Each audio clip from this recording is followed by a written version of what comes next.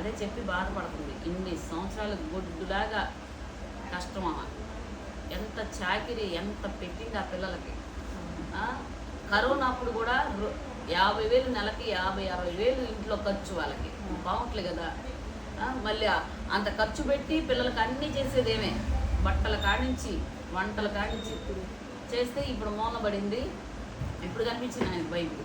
ఇన్ని సంవత్సరాలు, అరే నేను ఇప్పుడు కాదురా, మీ నాన్న ఉన్నా కూడా ఎప్పుడో పెట్టి ఉంది అది గల్లాపెట్టిలో బైబిల్, కానీ ఏ రోజు మీ నాన్న నన్ను ఒక్క మాట అనలేదు అని చెప్పి ఏడ్చింది. ఏదన్నా చెప్తే మాత్రం చెప్పి బాధపడి ఏడ్చింది. అచ్చ మా చిన్నక్కలాగా ఉంటుందా. నాకు ఆమె చూస్తేనే నాకు అదొకలాగా అనిపించింది. ఫస్ట్ నుంచి చిన్నక్కలాగా ఉంటుంది. చాలా భక్తి కలిగిన వాళ్ళే. రహస్య క్రైస్తవులు అంటారు కదా, అలాగా. కానీ అంత విశ్వాసం అంతా యేసయ్య మీదే వాళ్ళకి. కానీ వాళ్ళు పాటలు చర్చికి వెళ్తున్నా అంటే మామూలు చూడడానికి. అవును, ఏం చేద్దాం ఇప్పుడు. అసలు ఆ పిల్లలు బెంగళూరులో ఉండేవాళ్ళు. ఆయన సాఫ్ట్వేర్ అబ్బాయి. అక్కడి నుంచి వచ్చేటప్పుడు ప్రార్థన, అక్కడి నుంచి బయలుదేరుతున్నారంటే నాకు ఫోన్ చేస్తారు, అమ్మ అబ్బాయి వాళ్ళు బెంగళూరు నుంచి ఇక్కడికి వస్తున్నారమ్మా, ప్రార్థనలో పెట్టండి, ప్రార్థన చేయించింది. మళ్ళీ ఇక్కడి నుంచి వెళ్ళేటప్పుడు ప్రార్థన. కోడలకి ప్రార్థన చేయించింది, కూతుర్లకి, అల్లుళ్ళు కూతుర్లు ఒక్క మాట అందరూ.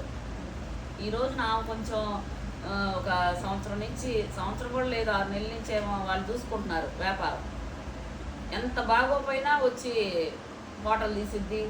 ఉంటేనే జరిగిద్ది. అసలు మొన్నటిదాకా అమ్మా నువ్వు కూర్చుంటేనే వస్తారమ్మా, నువ్వు వచ్చి ఏం చేయకపోయినా వచ్చి కూర్చో గల్లా పెట్టికాడ, జనాలు వస్తారు లేకపోతే రావడం లేదని అన్నవాడు ఇప్పుడు బైబిల్ ఉంటేనే ఆమెకి ఆయనకంట చిన్న నామోష్ అయిపోయిందంట. ఈ వల్ల మాకు నామోష్ అయిపోయింది, నువ్వు ఎందుకు చర్చికి వెళ్తున్నావు అనేసి మొన్న గుళ్ళో ఏదో పూజ పెట్టుకున్నారట. అయితే నువ్వు చర్చికి దేవుడు అంటున్నావుగా, నేను దేవుడే బాగు చేస్తాడు, ఇంకా హాస్పిటల్ ఎందుకు అని అంటున్నాడు.